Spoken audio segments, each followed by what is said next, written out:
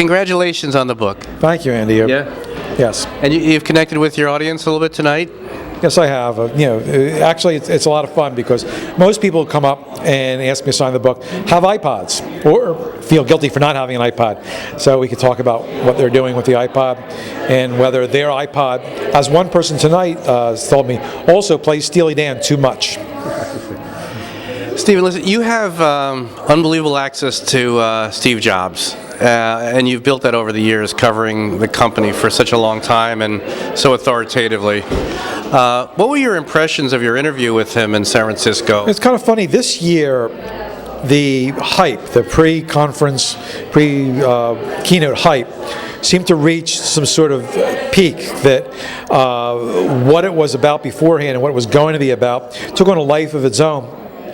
And I went to CES before the keynote in Las Vegas, and everyone in CES, there were 2,700 companies, 150,000 people, and everyone wasn't talking about what was in Las Vegas, they were talking about what was going to happen in San Francisco. So this one guy has managed to overshadow this whole giant conference, the world's biggest trade conference. So Steve himself was really never more in command. He took 2 hours for his keynote, which is normally, you're sitting there for 2 hour speeches like listening to Castro go on. But the 2 hours went by like nothing. You look at your watch afterwards and says, "Wow, that was 2 hours." You didn't look at your watch while it was going on, except when the singular guy talked, in which case it was like the air that was letting out of a tire. But and the iPhone was brilliant. There was a lot of incredibly imaginative things they did with interface to try to solve the problems that had been there in trying to integrate email and making phone calls and web browsing on a small device. He seems to, he and his team applied a lot of innovation to bring those problems under control. What's your thought of the iTV and Apple's role in that?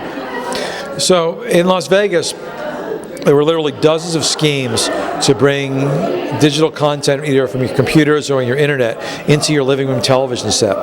And Apple is one of the simplest ways to do it, and it's a really elegant way to get your key computer content, meaning your photos, your music, the movies and TV shows you might have stored in there, onto your television set. I want some more channels. I want a channel with YouTube and Google Video, internet content directly on there, and that might be in the works, but it isn't there yet.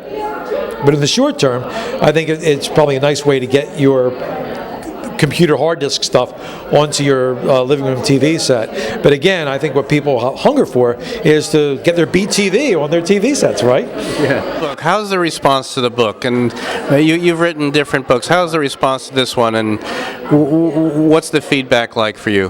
The response I've been getting from people who read it, and a lot of the reviewers, has been really positive, and that I wanted people to have fun with it, and it seems to be happening. That's great. Well, congratulations, man. Thank you, Andy. All the best. Thank you for helping me here.